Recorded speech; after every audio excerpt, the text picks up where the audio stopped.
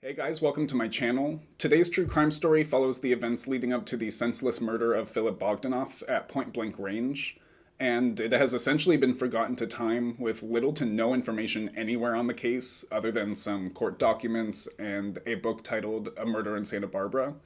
And those two sources were really the only two places I was able to get the majority of my information.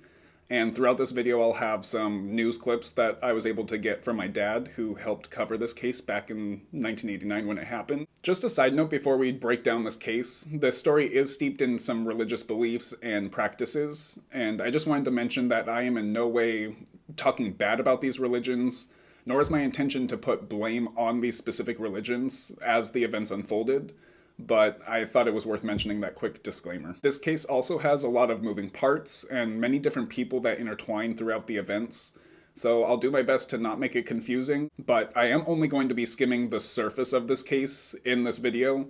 So if you're interested in diving a little deeper into this case, then go ahead and check the description out for some of the links to the articles, the book, and even some of the court documents that I used. Lastly, before we jump into the video, I just quickly wanted to mention that I do have some pins available, so stay tuned to the end of the video to hear a little bit more about that.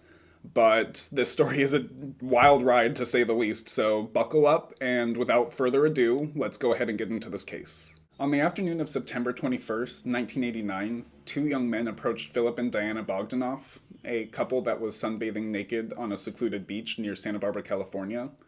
Reports vary whether the men asked the couple for some weed or if they asked them for a cigarette, but if you ask me, the latter sounds a little bit more probable. But after Philip turned them away, one of the men pulled out a .22 caliber pistol and shot Philip right in the face without hesitation.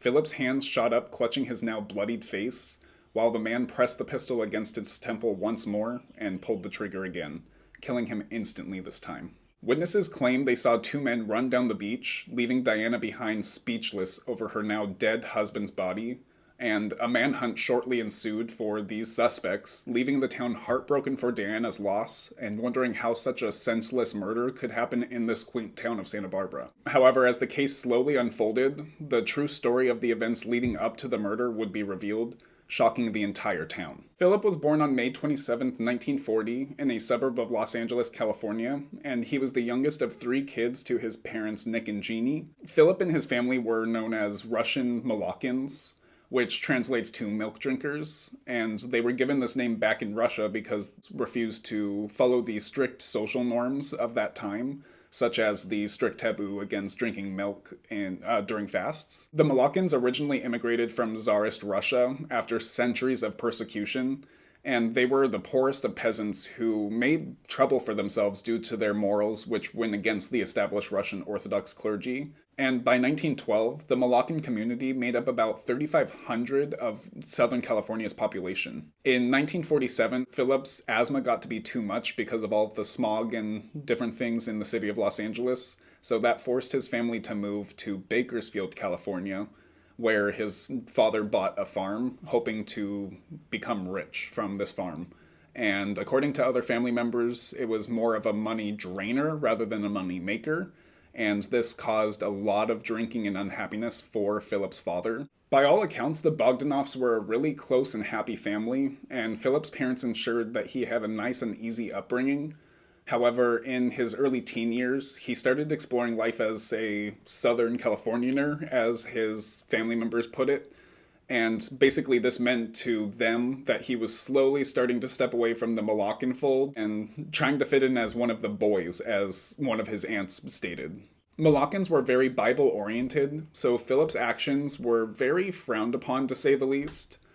Unacceptable behavior included poor religious attendance, going to the movies, and even just simply spending time with non-Molokkans, and Philip checked all of those boxes. In high school, Philip began getting in trouble, including spending 60 days in county jail for driving his dad's truck while he was under the influence of alcohol. Philip wasn't a worse kid compared to the other people that he hung out with, but he seemed to always be the one taking the fall and getting in trouble for his friends. And after he graduated from Bakersfield High School in 1958, he moved back to Los Angeles with his girlfriend at the time, and after this, his parents disowned him for doing this. Not much is known about this relationship other than the girl left him for someone else down in Los Angeles, and Philip returned to Bakersfield about a year after, just really depressed.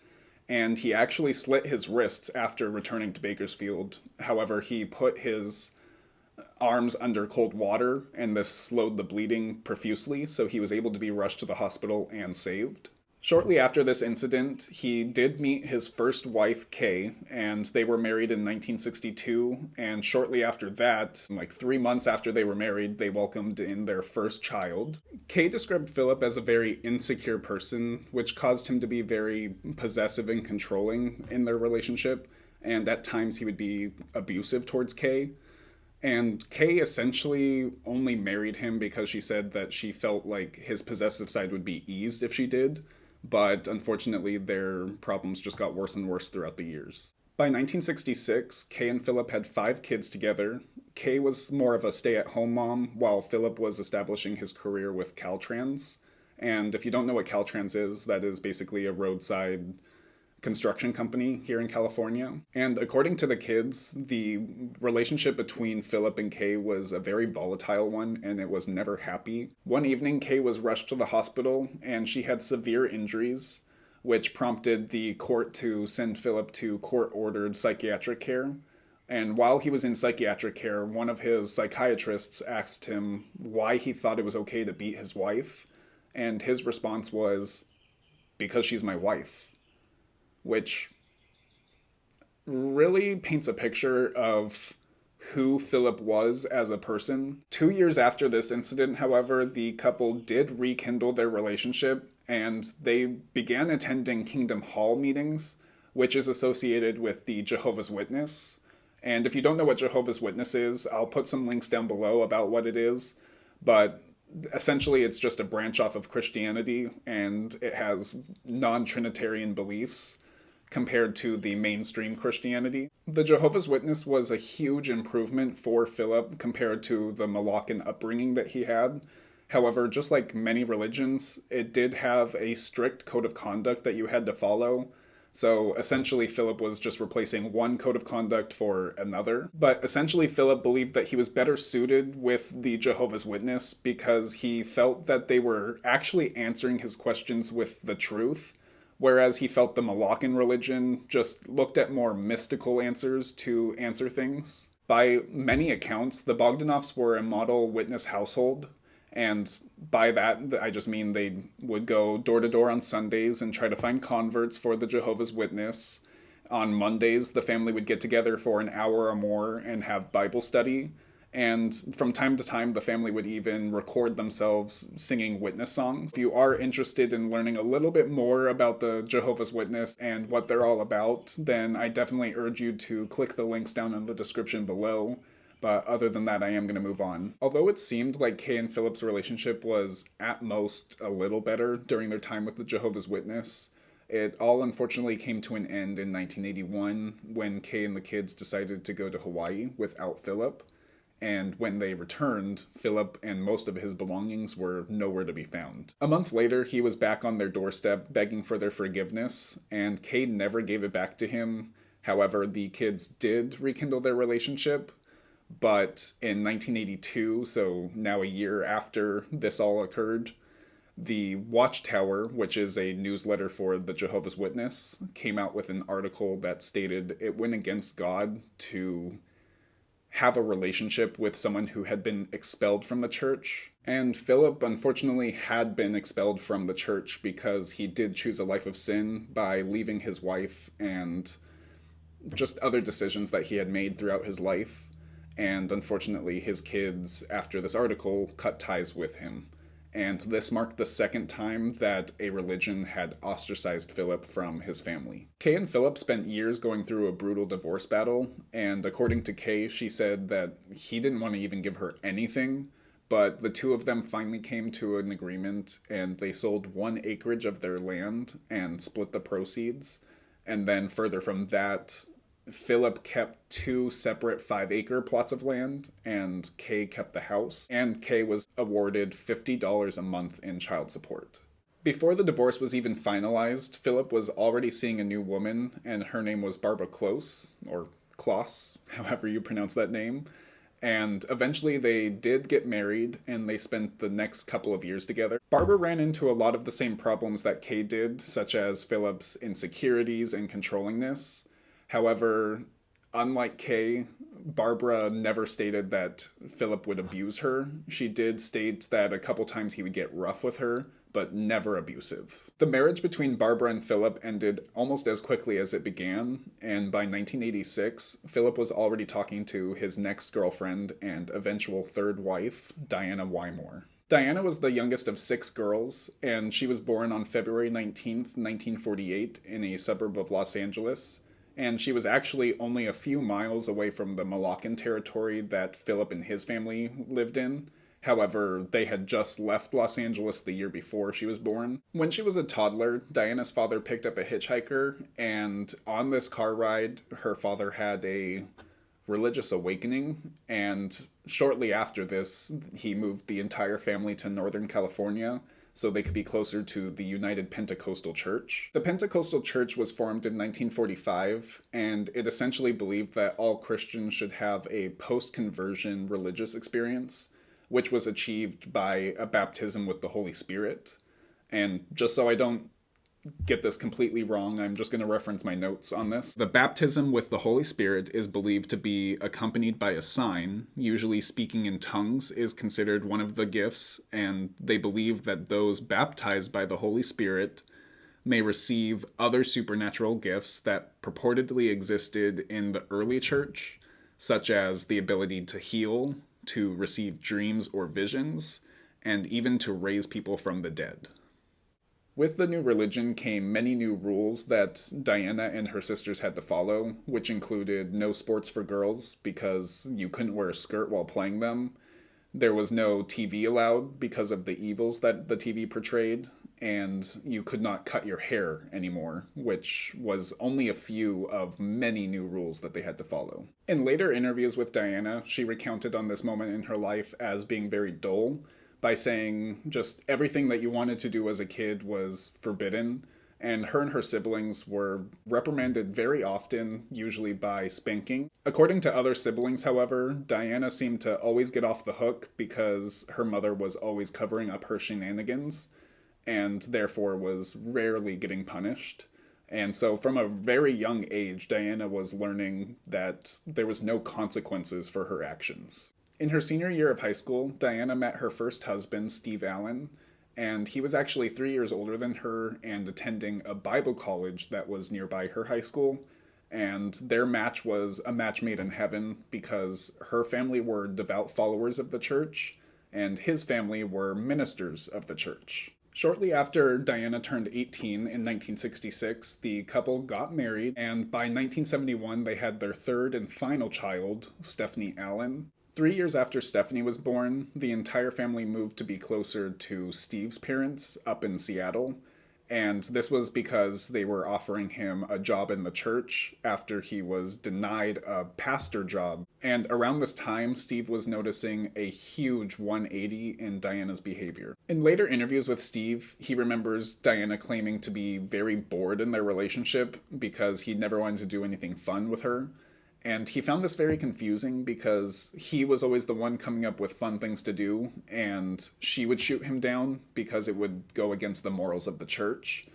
And even some friends during this time claimed that she would talk about her unhappiness with Steve because he lost the pastor job in Redding, California.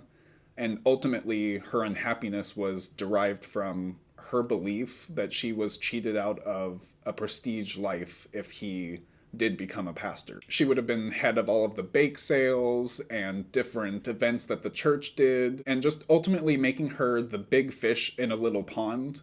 And when he did not get this job, her pond dried up.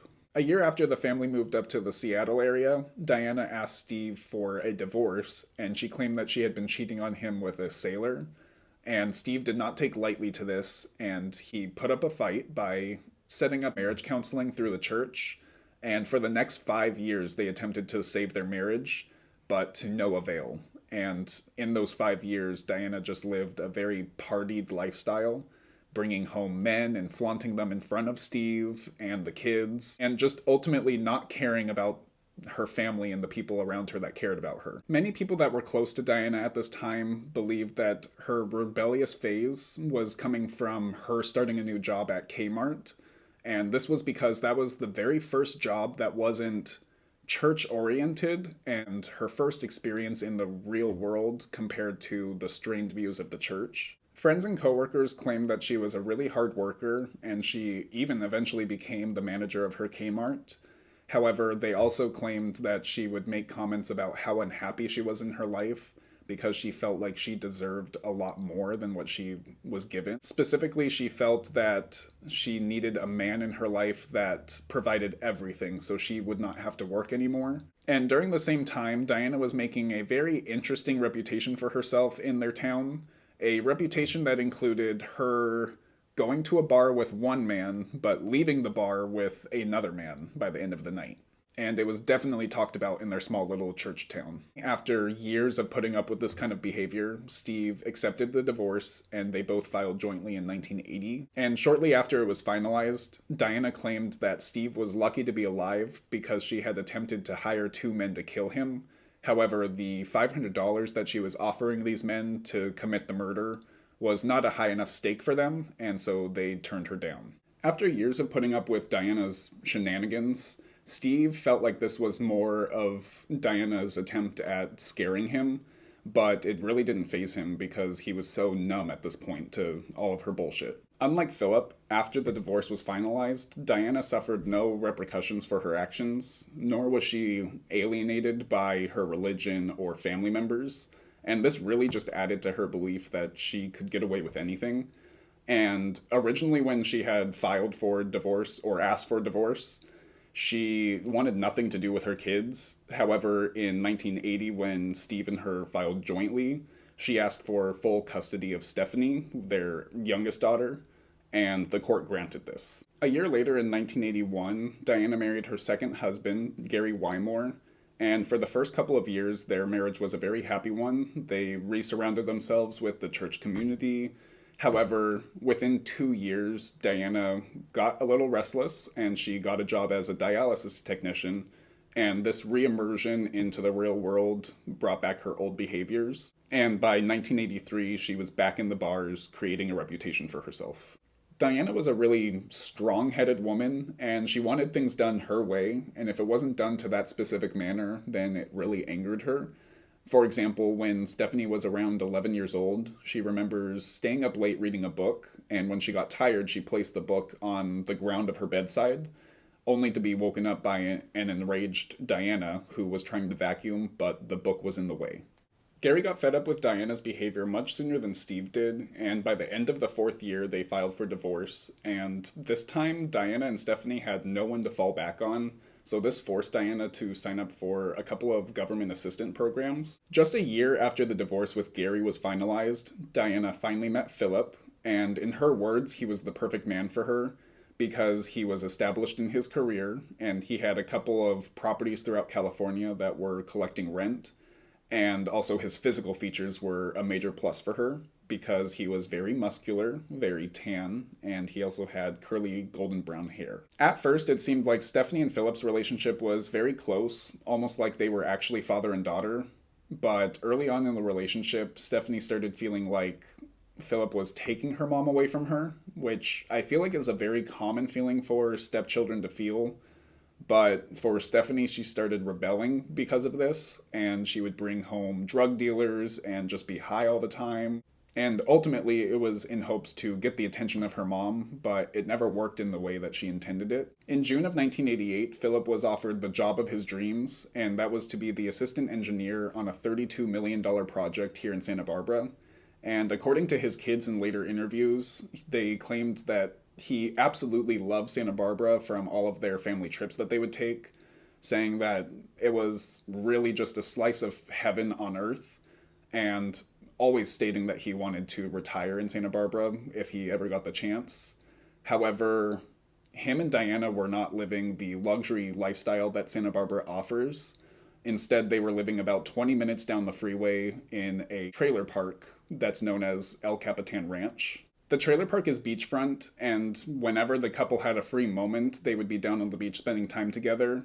And they even knew of a secret spot that was a little tricky to get to, so not many people knew of it. And they would often have the beach all to themselves where they could sunbathe naked and different things like that. However, although it seemed like their relationship was very happy, behind closed doors, the fighting was getting worse and worse, to the point where Stephanie claimed that she was getting regular calls from her mother and just pleading for an escape from this relationship. And finally, after numerous calls, Stephanie finally agreed to help her mother find an escape. In the book, they have a picture of those rock formations over there. They do? They have her posing on those rock formations.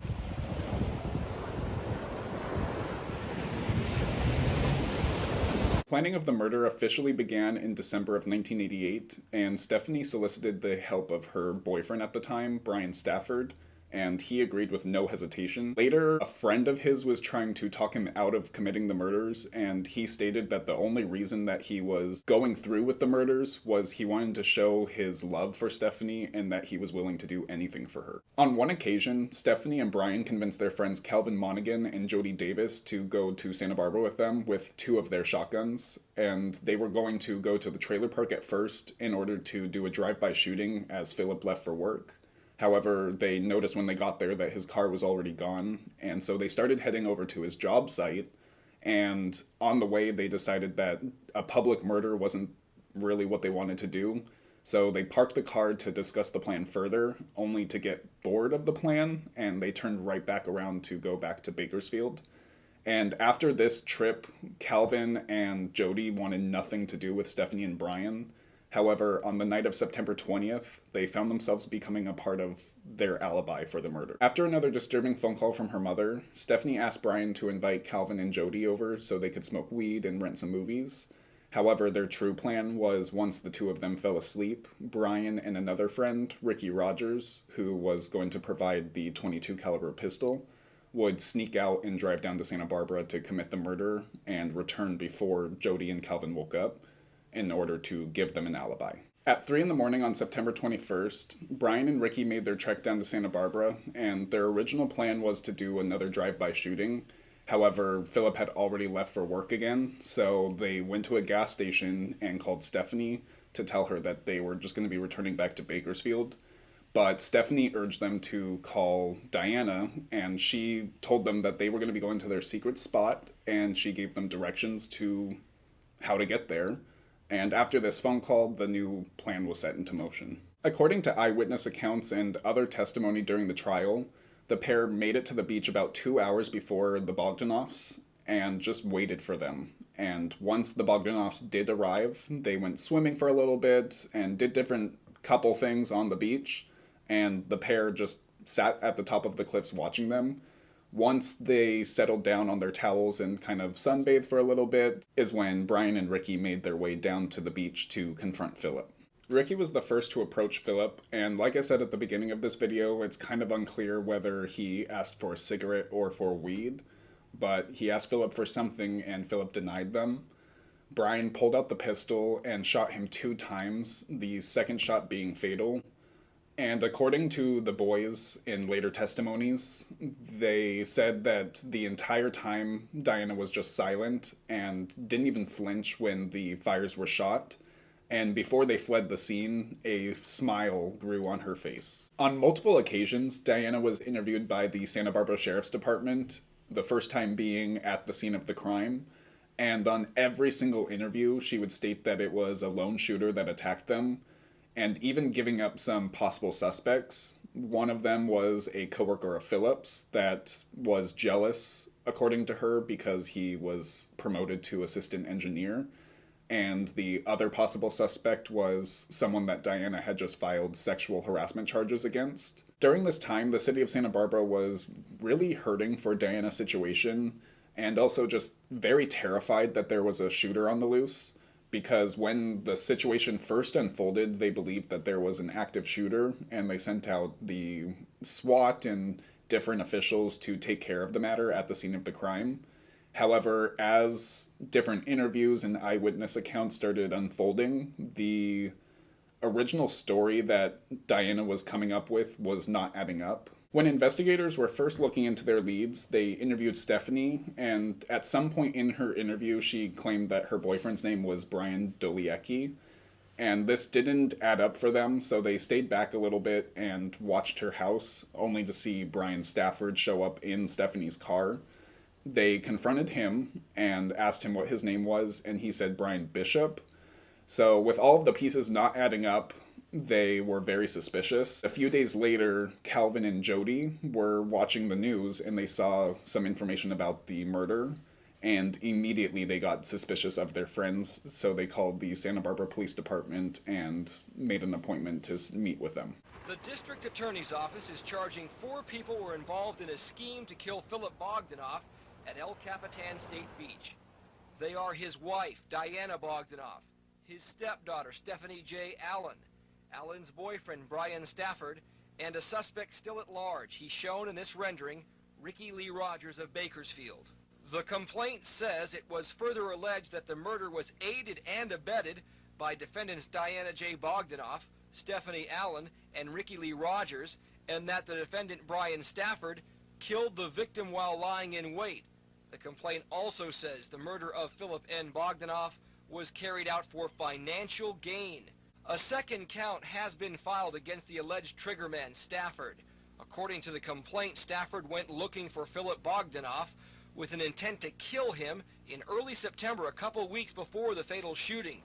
Authorities allege Stafford was armed with 2 sawed-off shotguns and looked for Philip Bogdanoff at El Capitan and near the victim's work at Caltrans on the 300 block of Gutierrez Street. Throughout the trial, numerous people testified that they had been asked by either Diana or Stephanie to commit the murder, including the park manager, who had been asked on 7 different occasions to commit the murder by Diana.